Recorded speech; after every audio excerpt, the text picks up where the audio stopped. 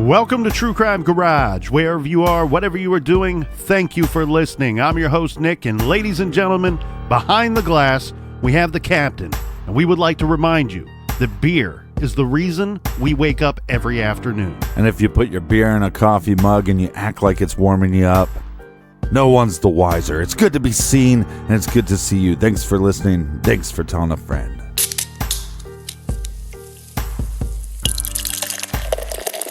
Well, Captain, we are on day 2 of 120 days dry-aged stout, and it just keeps getting better.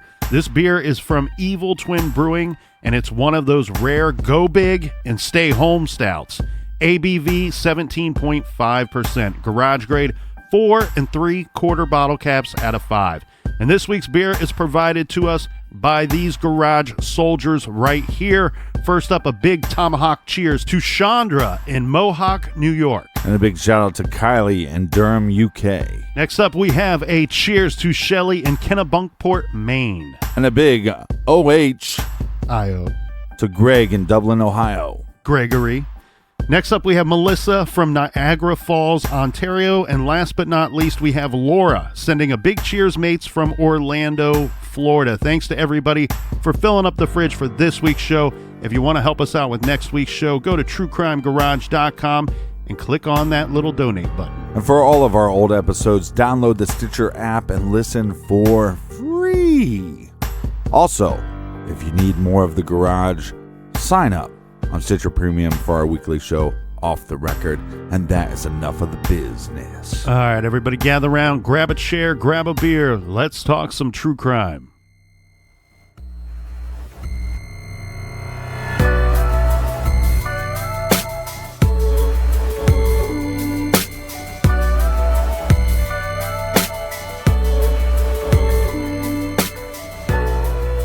Police believe that Lindsay Buziak was specifically targeted for a brutal murder, which looks like a professional hit. So the real estate showing was likely a ruse to get Lindsay alone in a place where she was vulnerable. The murder shows a certain level of sophistication and planning. Now, not only were the police stumped as to the identity of the murderers, but they were clueless as to any motive as well. Right, which is going to cause them to look deeper into Lindsay's life. Yeah, investigators will be examining her financial records and social media accounts, even the deleted chats and messages that she had. Lindsay had a lot of friends, and by all accounts, no enemies. She also led a low-risk lifestyle, didn't owe anyone any money, and had a perfect credit score. Now, drugs were a big part of the young 20s lifestyle in the area at this time. Mm-hmm. But Lindsay was not a drug user, and in fact disliked drugs and what they did to people. Now, let's go through some of the more popular suspects and theories, okay? First, we want to talk about Jason Zello, her boyfriend. As we mentioned, there is a major group of internet crime watchers who believe vehemently that Jason was instrumental in Lindsay's murder. And this is partially because there are widely divergent thoughts about their relationship. Lindsay's sister, Sarah, with whom she was very close, said, quote, "Lindsay was with Jason at the time, and I knew that she was extremely happy." Lindsay's mother's side of the family, the Reitmeyers, who lived in Victoria and knew Jason, believe that he has been cooperative and caring in the aftermath of Lindsay's murder. But Lindsay's father, Jeff, tells a very different story. He says that Lindsay confided in him that she was unhappy with Jason and that he was controlling, possessive, and jealous, and she wanted out. Jeff Buziak, in his very public stated opinion, says Jason Zello was complicit in his daughter's death. He doesn't believe that Jason actually did the stabbing, but he believes that Jason and his family are involved in a conspiracy and plotted to kill Lindsay. As Jeff Buziak tells it, Lindsay was afraid and told him that she, quote, seen something she shouldn't have seen. Even if this happened, which Our sources say that it did not. The rest of her family and friends know nothing about this. But even if she did tell her father that she saw something she shouldn't have seen, there is no evidence that it was in any way actually connected to Jason. Jeff has stated that Lindsay saw something scary that involved something really bad, like human trafficking, snuff films, political corruption, extortion, and that Jason was involved. We cannot emphasize enough that there is absolutely zero evidence of this. Jeff Buziak has zeroed in on Jason, as have his online followers, based on the following rumors, speculation, gossip, much of which is not backed up by any credible sources, and even contradicts actual evidence in the case. So let's try to go through some of these thoughts one at a time. Mm-hmm. Jason and Lindsay may have been having trouble. Lindsay wanted out, and also Jason was selling steroids. This is one of the theories that would lead to Jason being involved. Here's the other. Jason engineered his whole alibi, making sure to be captured on surveillance camera and to bring Cohen along when he went to meet Lindsay, right, while being sure to be there well after 5:30 so that the killers would have the opportunity to get her alone. Well, again, and this is also controlling the narrative, because we have one narrative saying that she was a little leery about meeting these individuals, and then she wanted her boyfriend to come and assist her. Well, he then controls the narrative by saying, no, that's not why I was there, which, again, one of my big questions is, if he was there to protect her and he is a real estate agent, why are you waiting? Why are you waiting? Are you waiting to give them the opportunity to do what you know that they're there to do, and that is to murder your girlfriend? Or, because we have the one story, but then by him controlling the narrative to say, no, that's not why I was there, that gives the question of why would you wait, that answers it. But who's answering that for us? Jason. Well, I get what you're saying, but I think what we have here is we have Jeff and others controlling the narrative. I think what we have Jason saying is he had to answer the police and investigators' questions. And I think that is why that what his statements are do not really combat what the narrative is, because the narrative is just that. It's a story of why Jason would be there and to put bad light onto Jason. If Jason was in fact controlling the narrative would have changed by this point. It has not. It's just simply he's providing an answer to police. Police are going to want to know, look, dude, you're her boyfriend.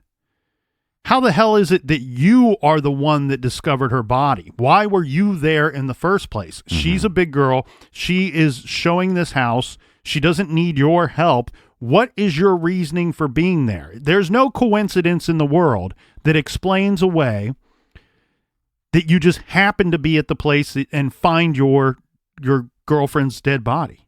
So he needs a reason to be there. Police want a reason for him to be there. We have Jeff Buziak and others who are saying he was there as the muscle. He was there as protection to protect Lindsay. Mm-hmm. Where Jason is in fact saying, no. And keep in mind, he's questioned that night. He had already answered this question before this whole idea of him being there to protect her even came out.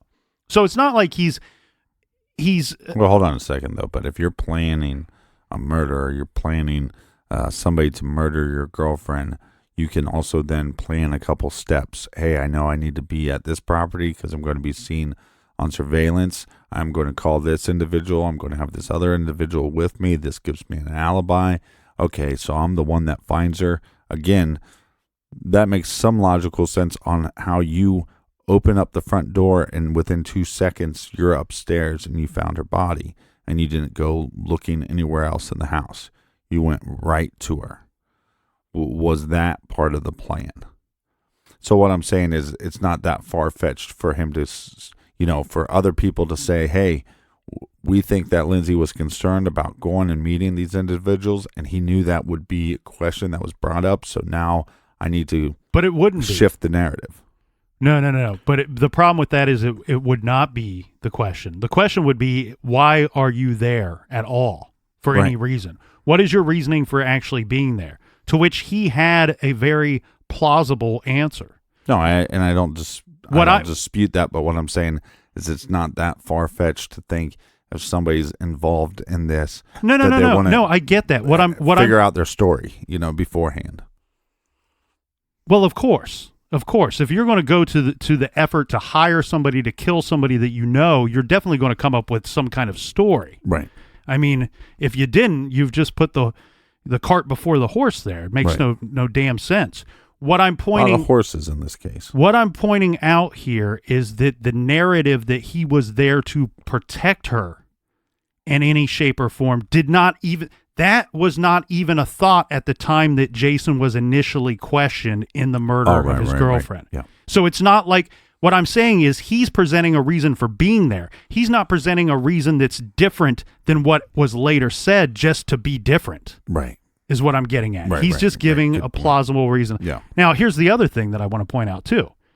All right. First off, a much better alibi would have been to be as far away as possible. If he wanted to get rid of Lindsay and he could have staged an accident or a disappearance, which would made a lot less of a splash than a sensational savage murder. Mm-hmm. But then on top of that, think about this. If he really thought this through, unless he's just a moron, if he's going to go to the effort to hire somebody to kill his girlfriend, why wouldn't he be as far away as possible? Because now you're opening up yourself to further questioning. Some people will go, well, he wanted to confirm that she was dead, wanted to confirm that the hit actually went down. Mm-hmm. Okay, I get that, but any reasonable person is going to know that you are already subjected to a certain line of questioning because you are her live-in boyfriend. Mm-hmm.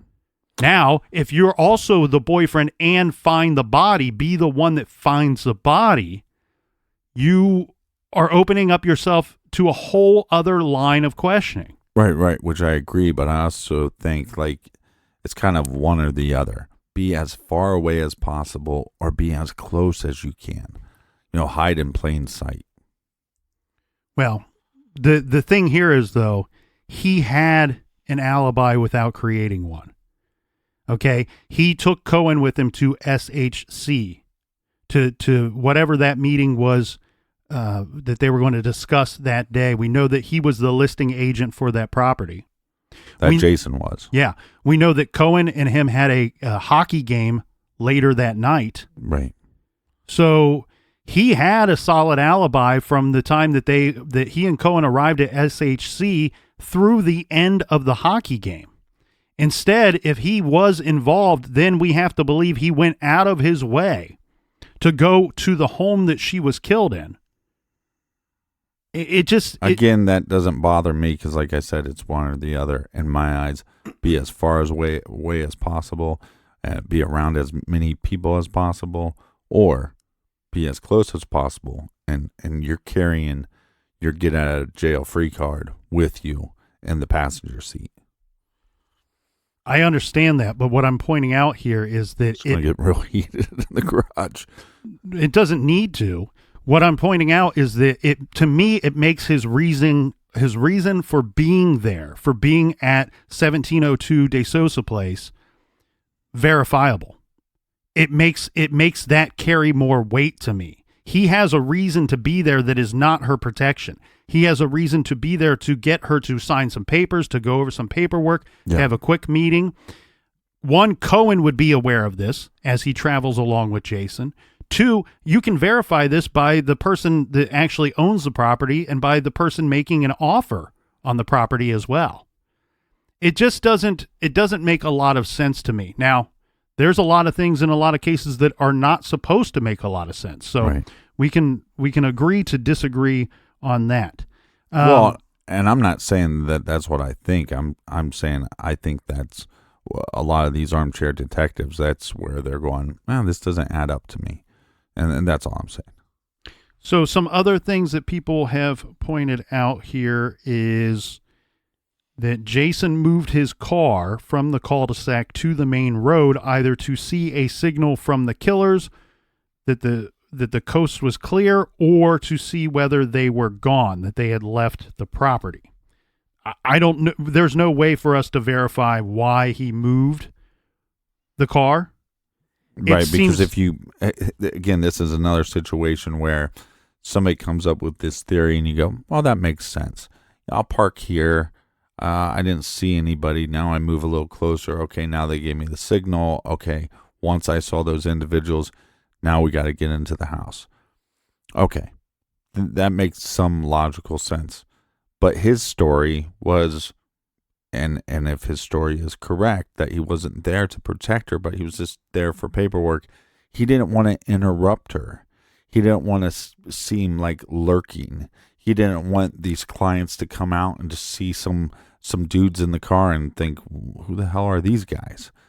So that's why he parked down a little ways. Once he's not getting a response, drives closer. So it's, again, both kind of make logical sense. The other thing, though, too, is if he is in fact there for a meeting, think about the way that this whole event is described.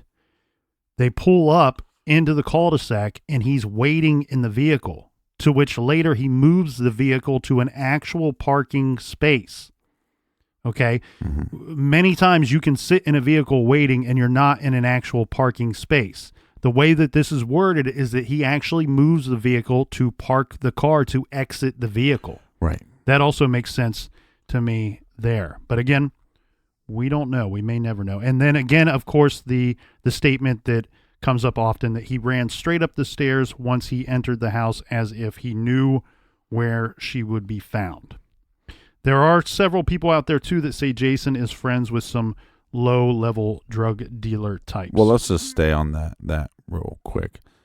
I buy his statements. I mean, he's going over this with detectives and everything, but it is a little fishy to me that you open the door and within seconds you're by the body.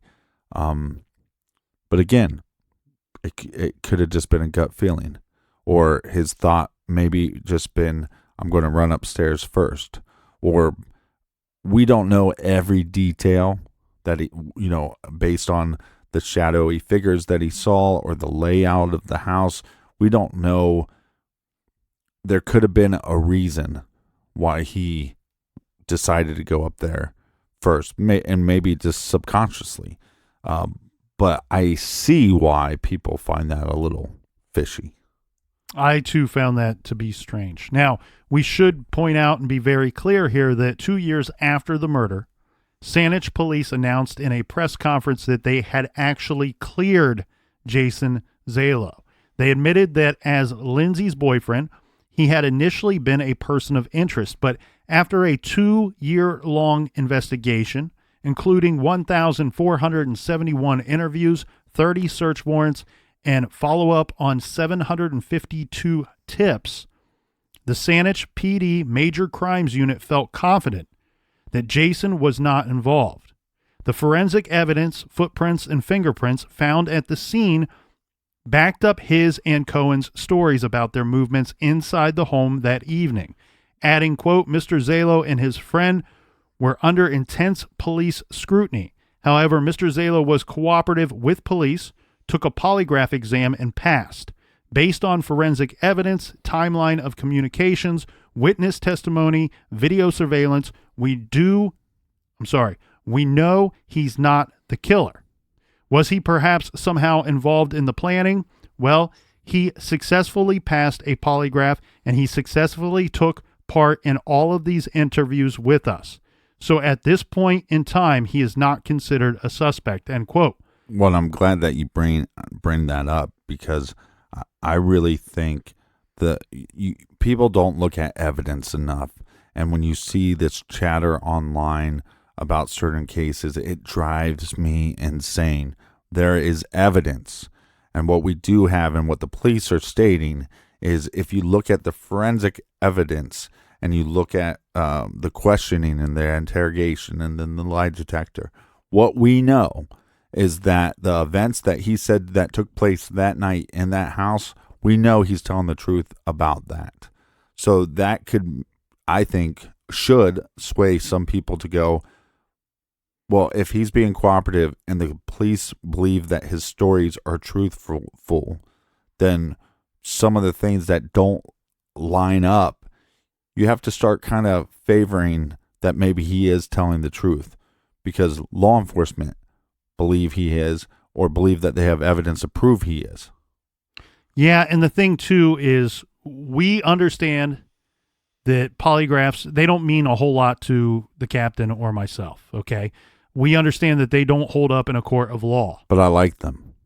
I don't mind them, but I hate the emails that we get, or the blog post of, why do you even discuss a polygraph exam? You know you can't present them in the court of law. Well, I don't care if you can. We understand that. But you can't also present in the court of law that a detective got a bad feeling about somebody. But somebody that interviews hundreds of thousands of people throughout their career, I'm going to go with some of these people's gut feelings. Well, and it's not us that asked anybody to take a polygraph exam. We're just reporting that. But I will. We're reporting what the police stated, that he was given one, and according to them, he passed it. Now, police also publicly denied swirling rumors that they searched the condo where Jason and Lindsay lived, but only after obtaining a warrant. Now, to be perfectly clear, the condo was searched, but they did not need a warrant. We don't know why exactly they did not need a warrant, but presumably we can say it could be because Jason gave them permission. Right. Jason did lawyer up pretty quickly, but this is probably because he was placed in restraints and taken to the station when he found Lindsay's body. This is a move that any smart person would likely make. Right. Police investigated Jason, his finances, his background, his associates, his business dealings thoroughly for 2 years. The fact is, there is simply zero evidence. I actually think the play by the law enforcement is bad to actually cuff him.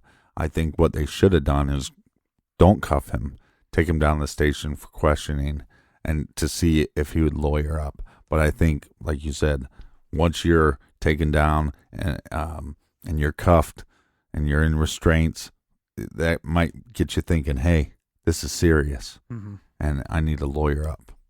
Now on to Jason's family. According to internet theorists on Jeff Buziak's website and other message boards, this is the Zello family conspiracy.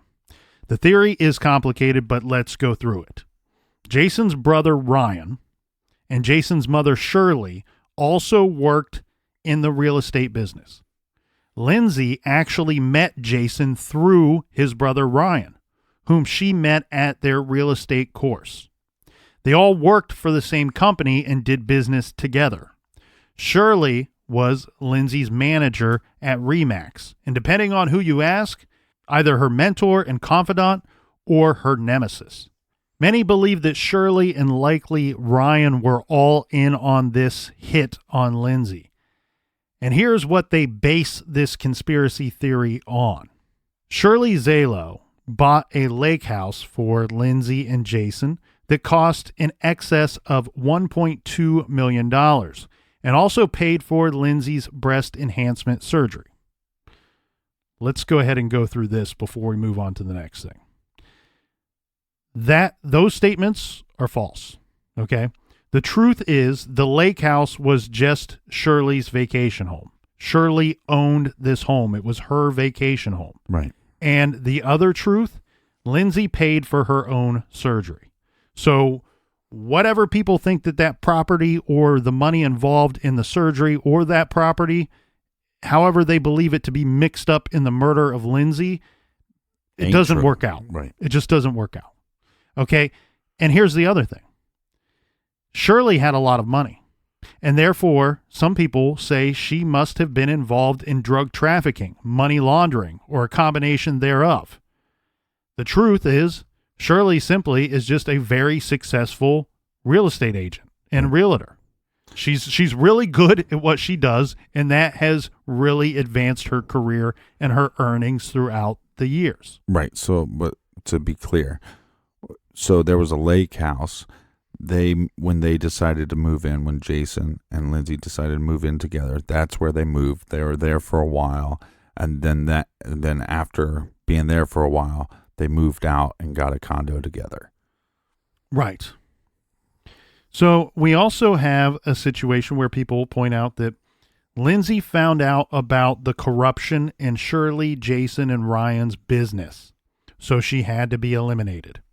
Again, this goes back to the idea of Shirley has a lot of money, therefore she must be involved in something nefarious. The truth is, again, she's just a successful person.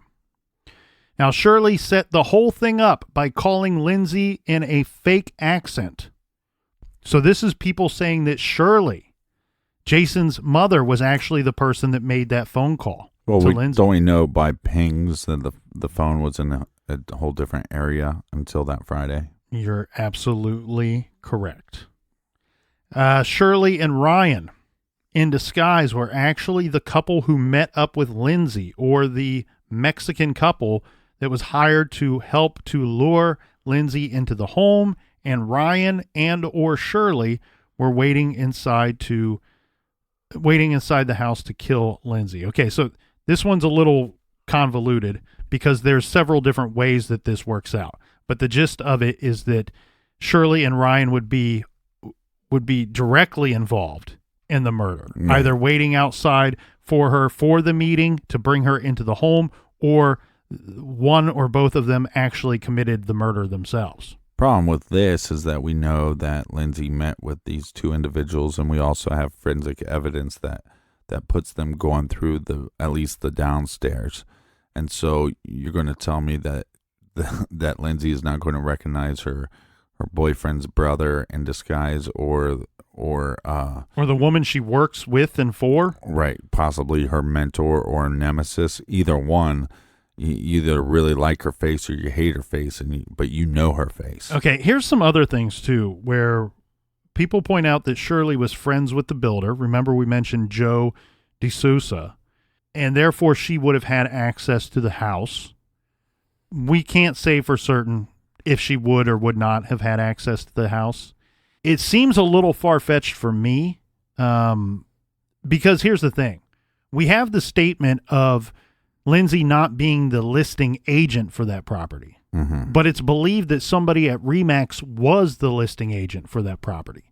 I think if Shirley Zello was the listing agent, if she was directly involved with that property, right, she would have access to it, and it would be all over the internet. But that's not what anybody's saying. So it seems to me likely that yeah, she may have known Joe. That doesn't seem to be that big of a deal, because what we will find, what I believe to be one of the issues with this case and with the rumors swirling around this whole case, is that even though that this is a big city in the greater metro area, over 350,000 people, it doesn't live that way. It lives as a situation where everybody is only separated basically by 1 degree of separation. Well, I think what they mean by her knowing the builder is that there was construction going on in that area, so that she would know that the construction would have been done by the time that they were supposed to meet up at 5:30. Oh, that there would be the street the would be builder clear. has nothing to do with the house that they were meeting at. Well, he built the house. Right, but when they're talking about the builder, they're talking because there was construction on that street always till about 5:30 every day. Mm-hmm. So they were saying that she would know that this builder would be gone by then, and so there would be less eyewitnesses. Agreed. But what people are also pointing out is that Shirley would have had access to the house. Right, but as a real estate agent, because when Jason was trying to get access to the house to get inside, he called his mother to try to get the code, right? Well, I know that he called people. I don't know for certain who he called. Well, I believe he called his mother to try to get the number, and I don't think she could get it, but the realtors would have ways to get access to that number, but we'd have a trail, because if she is not the listing agent and obviously Lindsay wasn't, they would have to probably get that code from that listing agent. So we would have somebody coming forward saying, hey, the day of the murders, Jason's mom came and got some information from me. And also, if it's true that Jason called his mother to try to get access to into the house, then they should be able to find cell phone ping technology to kind of find out where Jason's mother was at the time of the attack.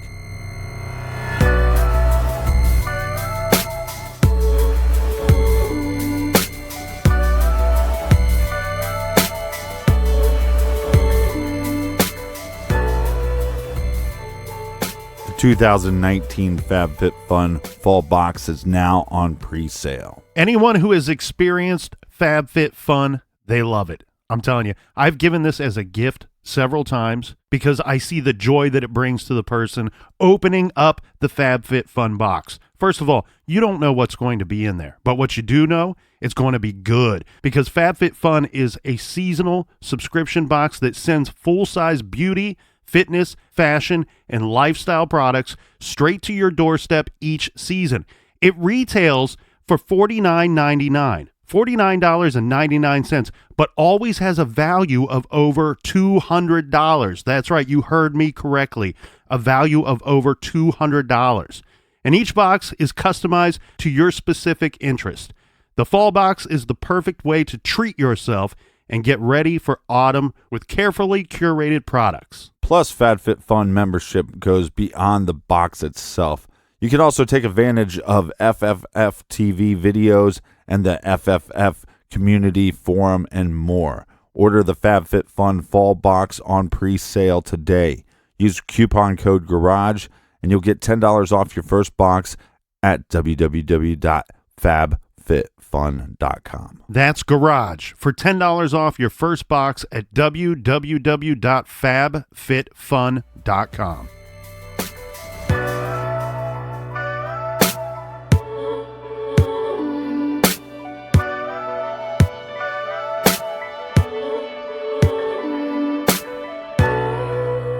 All right, we're back, you filthy animals.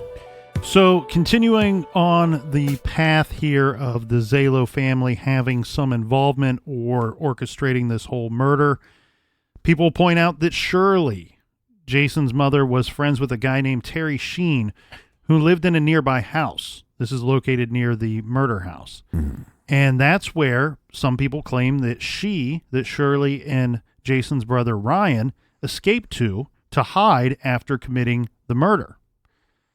Okay, the problem with this theory is that house was searched that night and searched very quickly. So they didn't find Ryan and Shirley hiding in this house. And in fact, Shirley showed up at the scene within a short amount of time after the murder. People, again, point out that this means that she was already on scene, on location at the time of the murder. Yeah, she just walked out from a bush. Hey, guys, I'm here. So the thing is, I get that. That does create suspicion, and I would be suspicious of such. But then we have to take that just one little step further and remind ourselves that Shirley is not only Jason's mother, who he was on the scene, but also Lindsay's boss. And as the captain suspects, she may have received a phone call from Jason, who was trying to gain access to the home, saying something's going on. The door's locked. I don't know what's happening here. Again, if that's correct, yeah, because he was trying to get access. He was freaking out at this point. Why wouldn't she even just head that way? This is, again, one of those things where it's like both sides of the coin make sense. What we don't know is the side of the coin, the truth. Well, and one thing we do know regarding phone calls made when he was trying to access the home, one of those calls was to the Remax office. Okay, so he may have not directly called his mother, right. But remember, we've already stated that they all work together. And so this may be she was at the office when this call came in. The other thing here, too, is people have said that Shirley later dated a Saanich police officer so that she had some way of controlling the investigation or the statements that were coming out from the police department well after the murder. Again, I get it, and I see where the suspicion is, but this seems like a whole lot of orchestrating by just a couple of people. It seems like a lot of work to be doing. But not only that, she dated this guy after the fact. That could just be a coincidence. And again, this is a large city where it seems like everybody knows one another, or they're just one degree of separation away from one another. Well, as far as the motive goes, to involve Jason's mother, it's this idea, again, creating the narrative. She saw something she shouldn't have saw. Okay, so what is that? And as an investigator, it's like you have to follow that rabbit hole down, and then you have to find evidence of what is it? Is it some involvement with the drug selling, human trafficking, whatever it is?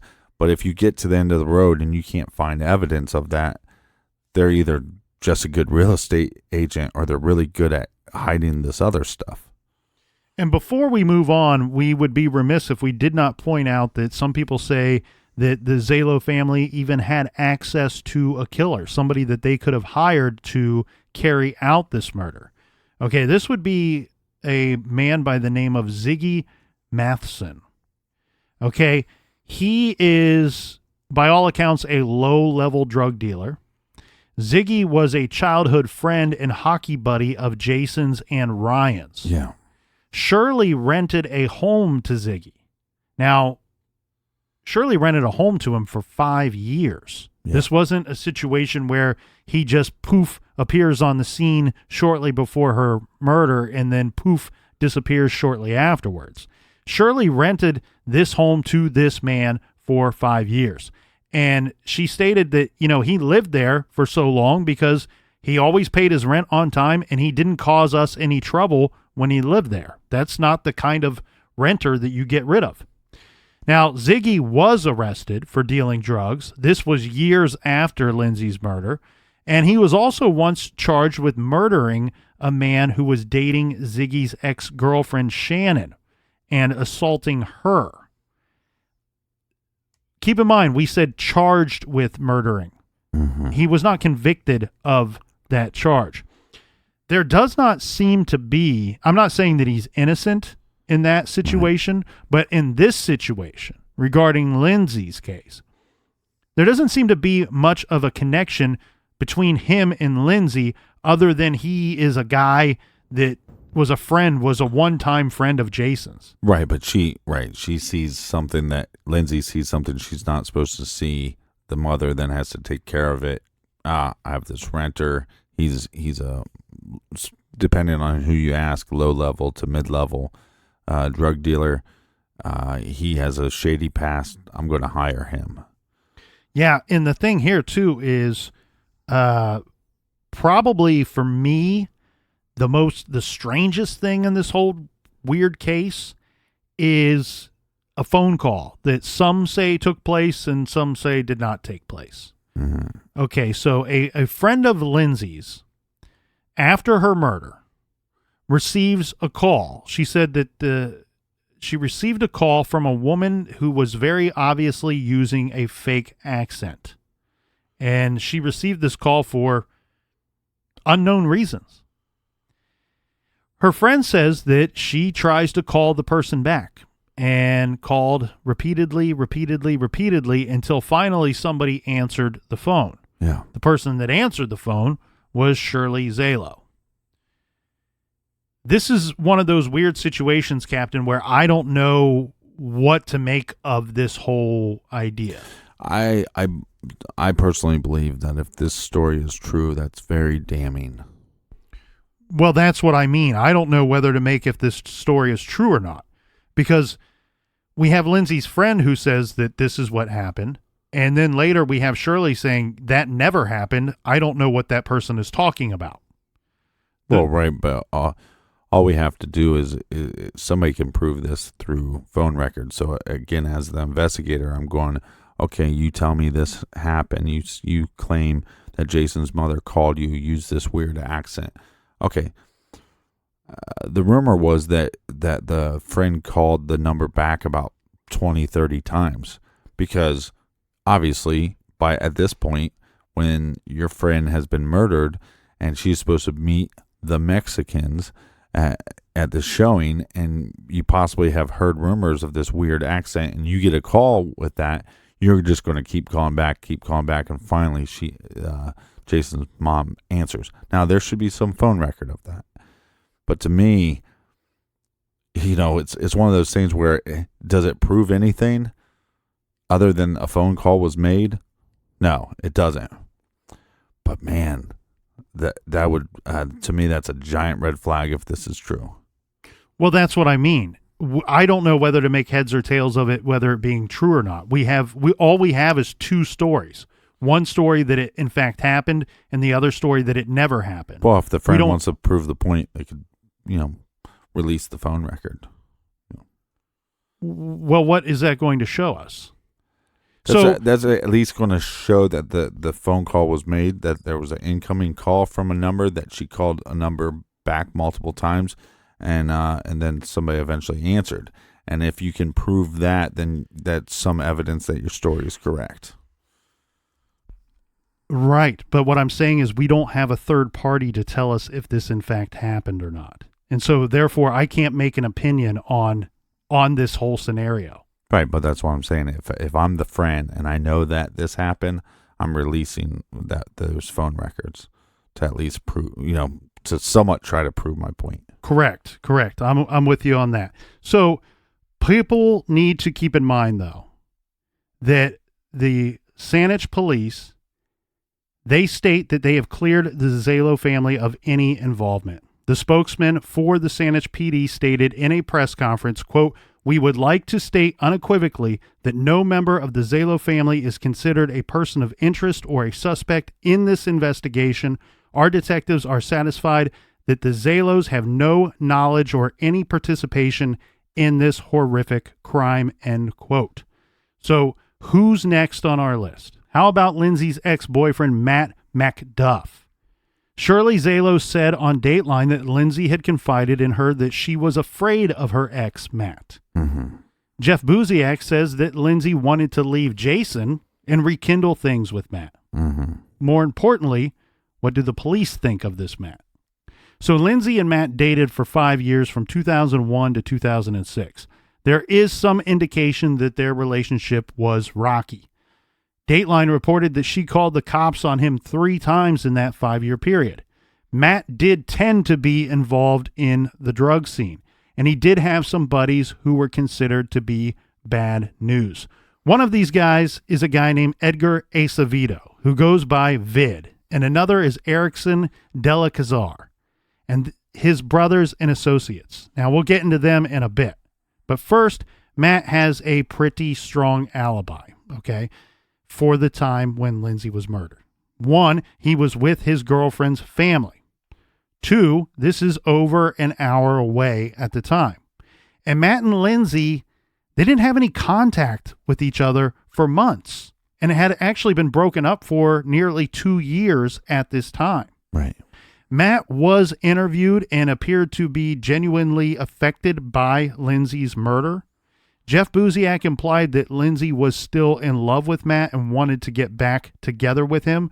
But the problem with that is we have police saying that there was no contact between the two of them. Mm-hmm.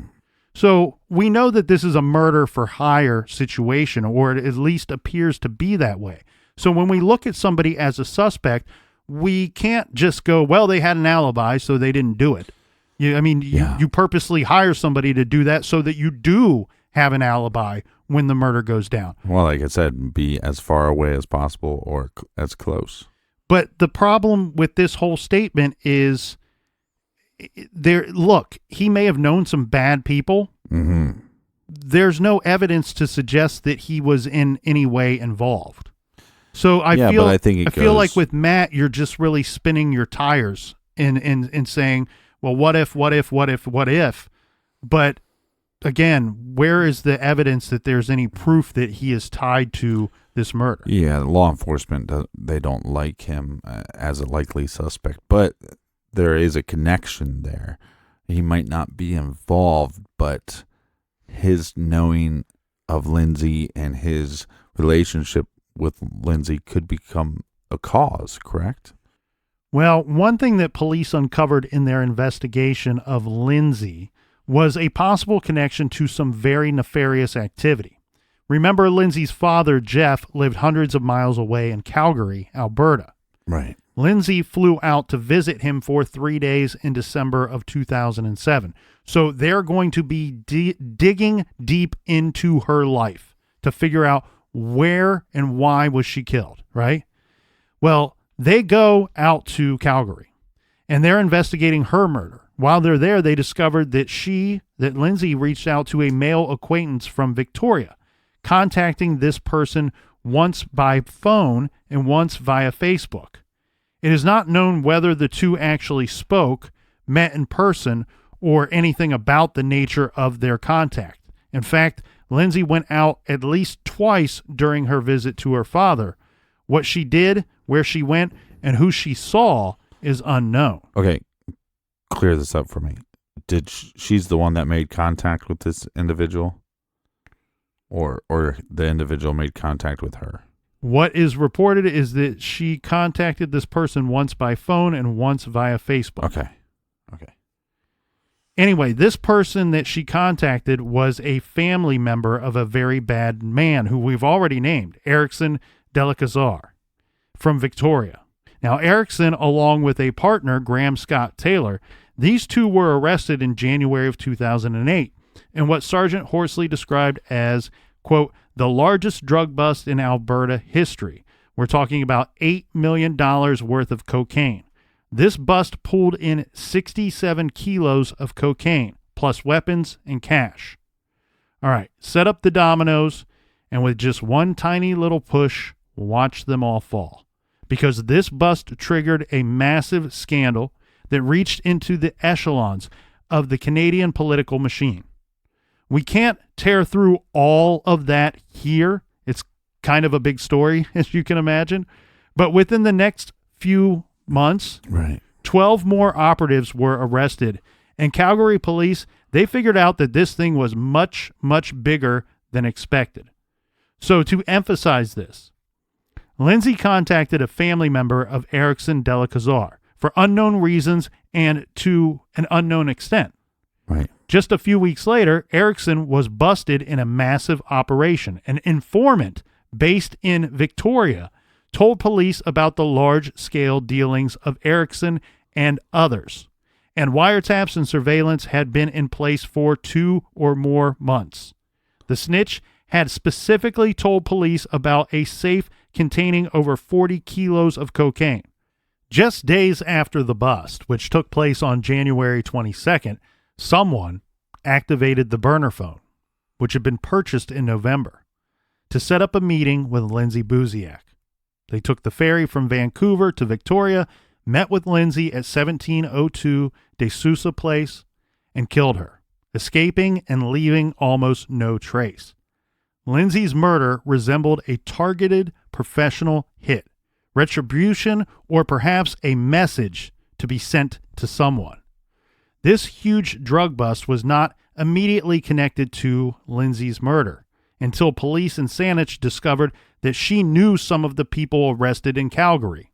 And this connection, even though very remote and uncertain, has given rise to a working theory publicly discussed by the Saanich police in Lindsay's case, stating she was targeted and killed based on a mistaken or deliberately misleading information that she was the informant.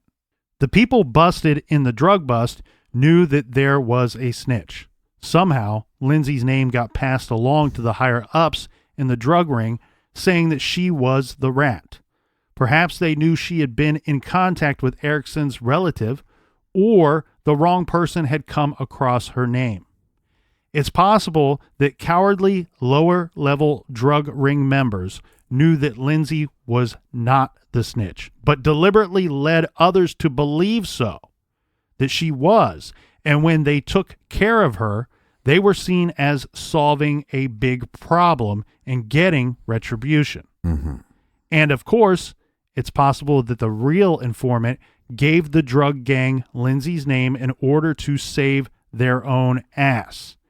Quote, what we can say is that people lost a lot of money, and the people that lost the drugs know that someone spoke to the police, said Sergeant Horsley, adding, quote, a witch hunt occurred where people were being questioned. People were being pulled out of their beds in the middle of the night and asked, who have you spoken to? Because they know someone spoke to the police, end quote. Police confirmed that Lindsay was not the informant. Right. But believed that someone may have thought that she was. They said that it was possible that Lindsay was believed by her killers to have revealed information that she shouldn't have, or to have heard information that was damning to them somehow, or that she was simply connected to a dangerous person without realizing it. Sergeant Horsley said, you can be a person who just works and minds their own business in Victoria, yet through a very brief network of friends, you could be absolutely connected to people that are involved in very bad things. Interestingly enough, it was also reported by the CBC News in June of 2010 that the police did not believe that the couple who lured Lindsay to the house to be killed, they did not believe that they lived in Victoria, making it even more unclear how someone got her name or singled her out. Now, in an attempt to grasp a better understanding of this very complicated, involved theory, we spoke at length with author Gary Rogers. Gary is a retired RCMP homicide detective and forensic coroner who is now a best-selling investigative crime writer and a blogger with the HuffPost. And on his own blog, he has stated that a Mexican drug trafficking cartel organization headed up by the infamous El Chapo operated a large distribution network out of Calgary, Canada. Members of one family headed up the local distribution arm, the Beltran-Levian family.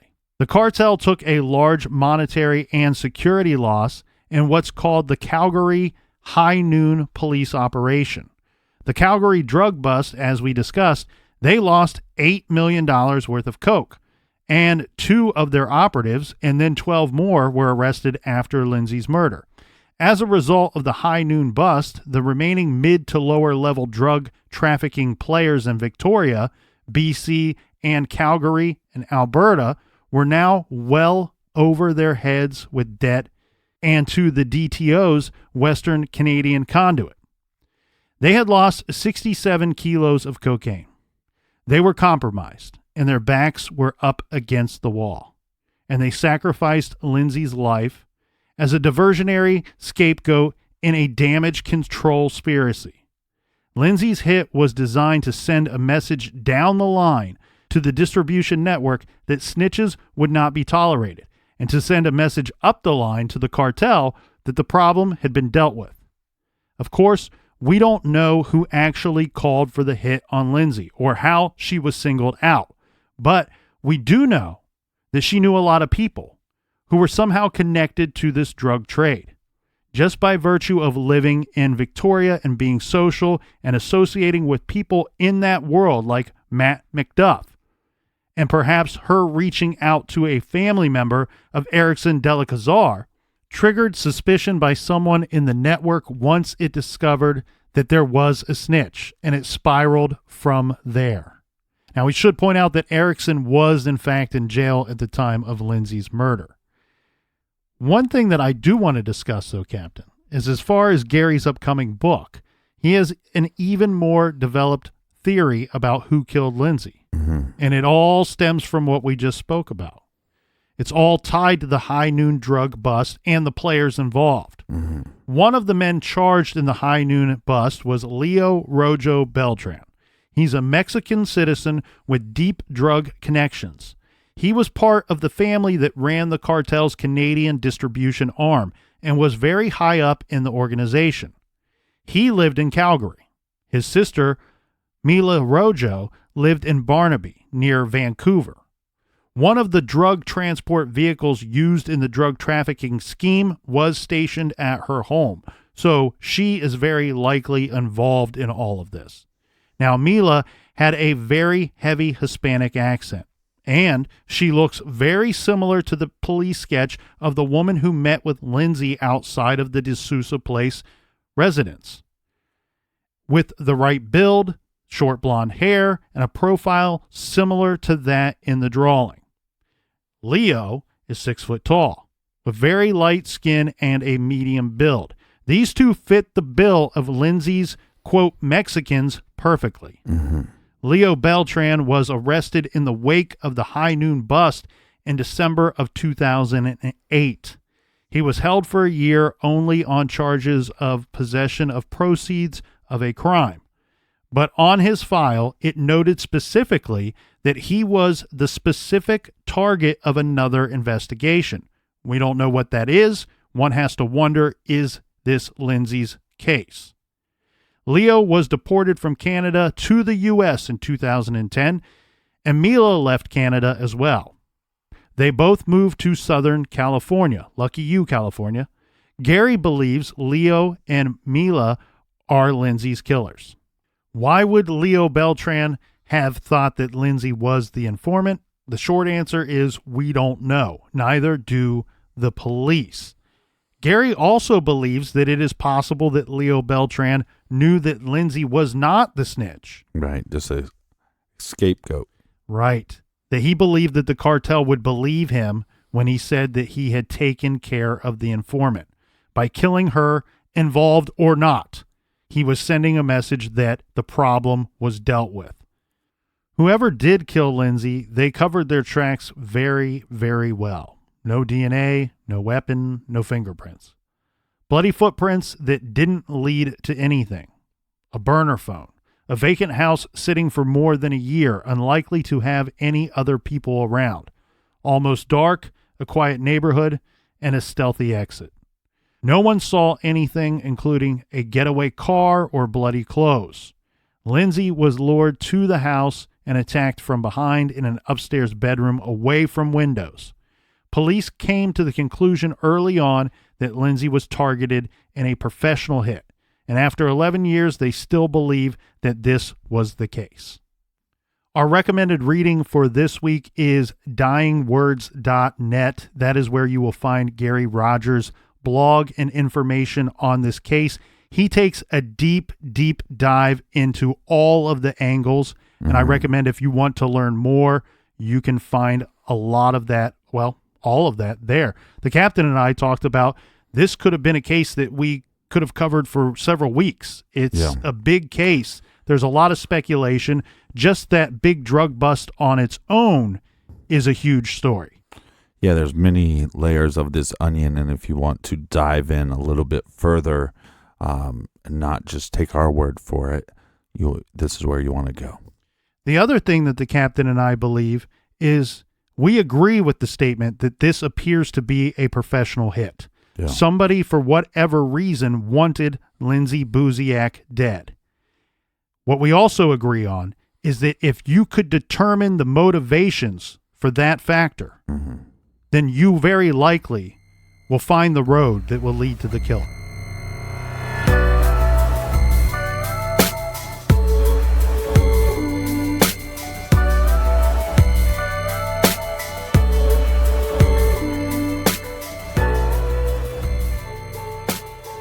We want to thank you so much for listening to the show, telling a friend, sharing our show with your friends on social media. For everything True Crime Garage, check out truecrimegarage.com, and we'll see you next week. That's right. And until next week, be good, be kind, and don't litter.